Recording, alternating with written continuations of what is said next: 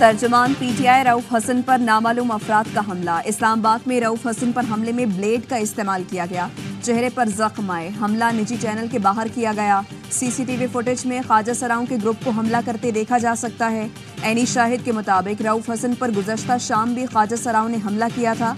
रऊफ हसन पर हमले के खिलाफ पीटीआई का सेनेट से वॉकआउट।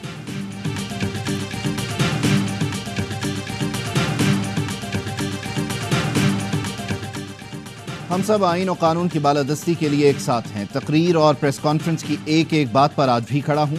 सेनेटर फैसल वावडा का सेनेट में इजहार ख्याल। कहा, आइन और कानून मुझे मिसकंडक्ट पर बात करने की इजाज़त देता है। मुल्क में कहीं भी कुछ भी हो, मुझे नोटिस मिल जाता है।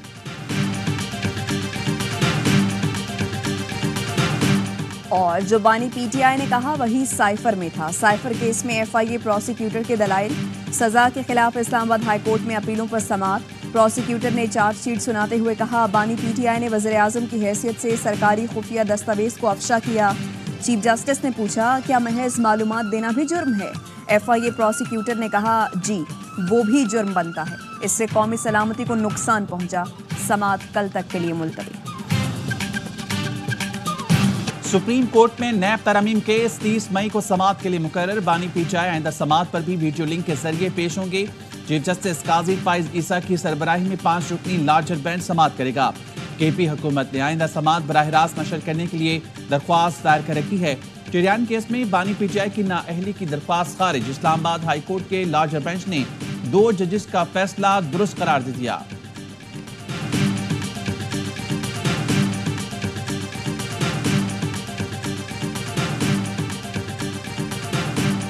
खान साहब का मुतालबा है, शरीफ खानदान जरदारी लोग इस मर्तबा वो कुर्बानी देंगे जो जायदाद उन्होंने बनाए, वो उसका हिसाब दे दे कि उनके पास मनी ट्रेल उनका क्या था। नेब का केस इस वक्त जो सुप्रीम कोर्ट चल रहा है, खान साहब का मुतालबा है कि उसकी लाइव स्ट्रीमिंग हो, पूरा पाकिस्तान देखे। बानी पीटीआई का नैब तरामीम केस बराह रास्त नशर करने का मुतालबा। चेयरमैन पीटीआई बैरिस्टर गौहर कहते हैं, बानी पीटीआई ने प्रॉपर्टी लीक्स पर भी अपना मौक़िफ़ दिया। कहा, जिस के नाम है वो मनी ट्रेल दें। शहबाज शरीफ कहते हैं, इस बार भी कौम कुर्बानी दे। अब वक्त आ गया है कि शरीफ और जरदारी खानदान कुर्बानी दें। रऊफ हसन का कहना है, अदलिया के खिलाफ मखसूस मुहिम जारी है। हम जजेस और अदलिया के साथ खड़े हैं।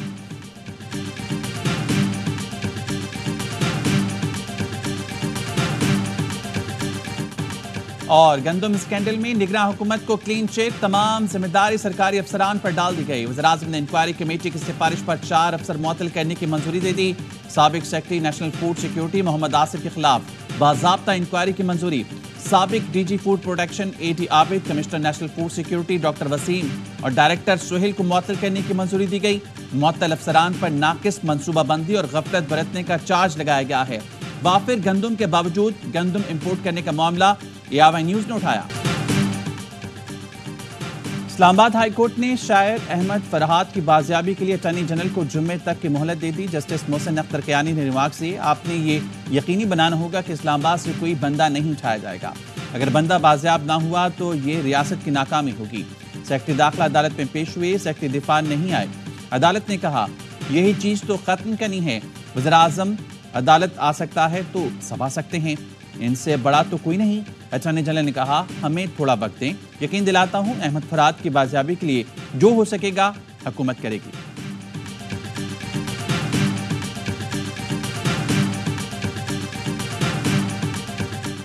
के इलेक्ट्रिक, हैस्को और सेप्को पाकिस्तान के नाअहल तरीन इदारे बन गए हैं। वजीर इत्तलात सिंध शर्जील मेमन कहते हैं, किसी इलाके में बिजली चोरी हो रही है तो चोर को पकड़ो।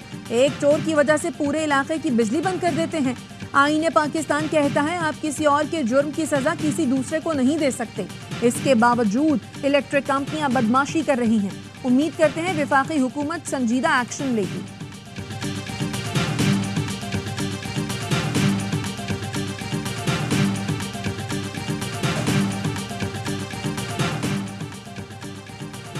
पाकिस्तान और जर्मनी का मुख्तलिफ शोबों में ताउन जारी है। जर्मनी के साथ एक अरसे से अच्छे ताल्लुकात हैं।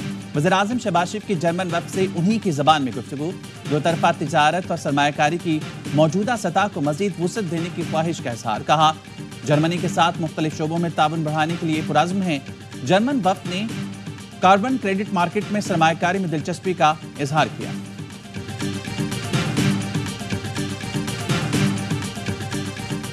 امن و استحکام کے لیے مشترکہ ایجنڈا ترتیب دینا ہوگا. گلوبل سیکیورٹی کے لیے اقدامات ضروری ہیں. متنازع علاقوں کے حوالے سے اقوام متحدہ کو اقدام کرنا چاہیے.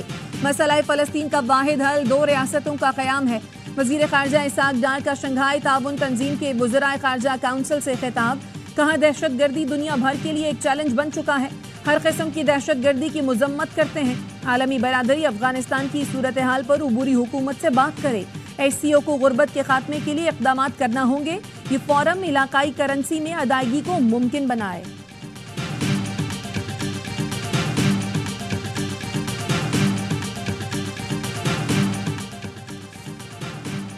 تحریک انصاف کے رہنما رؤوف حسن اور شعیب شاہین کے خلاف سپریم کورٹ میں توہین عدالت کی درخواست دائر کر دی گئی. درخواست گزار ایڈوکیٹ میاں داؤد کی آرٹیکل 204 کے تحت کارروائی کی استدعا. موقف اپنایا. پی ٹی آئی رہنما باقاعدگی سے عدلیہ کو سکینڈلائز کر رہے ہیں. چیف جسٹس پاکستان اور چیف جسٹس ہائی کورٹ کے خلاف سوشل میڈیا پر مہم چلائی جا رہی ہے. فیصل وابڈا اور مصطفیٰ کمال نے بھی اسی طرز کی پریس کانفرنس کی. دونوں کے خلاف توہین عدالت پر شو کاز نوٹس احسن اقدام.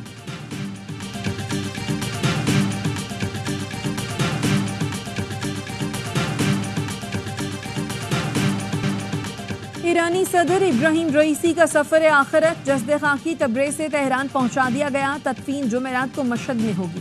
ایرانی صدر کی ناگہانی موت پر پاکستان میں یوم سوگ. قومی پرچم سرنگوں. وزیر اعظم شہباز شریف کا ابراہیم رئیسی کو خراج عقیدت. کہا پاکستان نے بھائیوں جیسا مخلص دوست کھو دیا. سابق صدر عارف الوی کی ایرانی کونسل خانے آمد. تعزیت کا اظہار کیا. بلاول بھٹو زرداری بھی وزیر اعلیٰ سندھ کے ہمراہ ایرانی کونسل خانے پہنچے. کہا ایرانی صدر اور ان کے رفقا کی شہادت پر سوگوار ہیں. گورنر سندھ کامران ٹیسوری نے بھی ایرانی کونسل جنرل سے تعزیت کا اظہار کیا.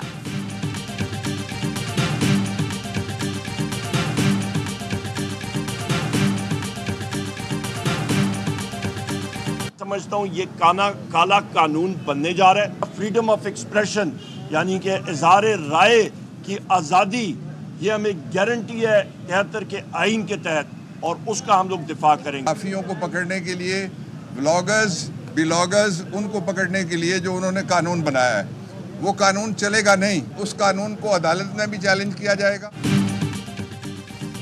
اپوزیشن کی ترامیم بلڈوز. پنجاب اسمبلی نے حتیق عزت بل کثرت رائے سے منظور کر لیا. صحافیوں کا شدید رد عمل. کالا قانون قرار دے دیا. پی ٹی آئی رہنما عمر ایوب اور بابر اوان کہتے ہیں صحافیوں ویلاگرز کو پکڑنے کے لیے لایا گیا کالا قانون نہیں چلے گا.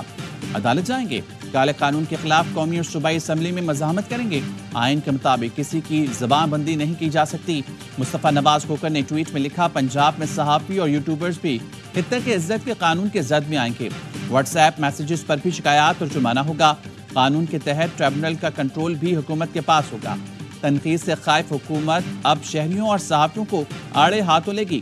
پیپلز پارٹی کے رضا ہارون نے کہا حتیق عزت بل در حقیقت غیر جمہوری اور پروٹوکول کے خلاف ہے.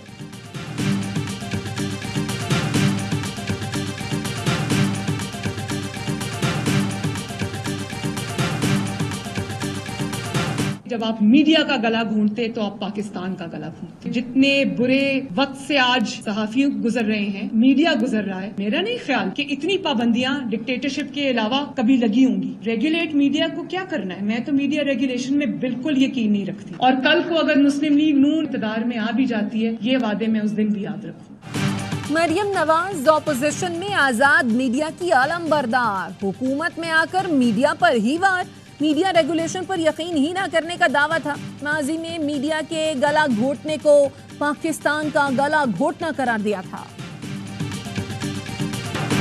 ARY نیوز کے اینکر سید اقرار الحسن کی گاڑی پر گجرانوالہ میں 2 درجن سے زائد مشتعل افراد کا حملہ.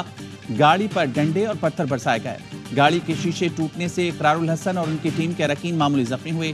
حملہ کرنے والے افراد اقرار الحسن کے خلاف اور پیر حقیق خطیب کے حق میں نعرے لگا رہے تھے. سید اقرار الحسن یونیورسٹی کی تقریب میں شرکت کے لیے پہنچے تھے. وزیر اطلاعات سندھ شرجیل میمن کے اقرار الحسن اور گھوٹکی میں صحافی نصر اللہ پر حملوں کی مذمت. کہا امید ہے مجرموں کو جلد انصاف کے کٹہرے میں لایا جائے گا.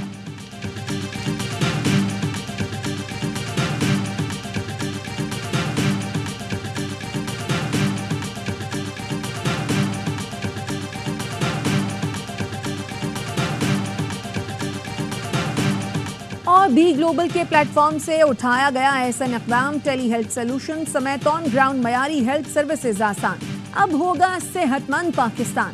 ARY کے گروپ ڈائریکٹر محبوب عبدالرؤف اور دبئی اسلامک بینک کے صدر جنید احمد نے معاہدے پر دستخط کر دیے۔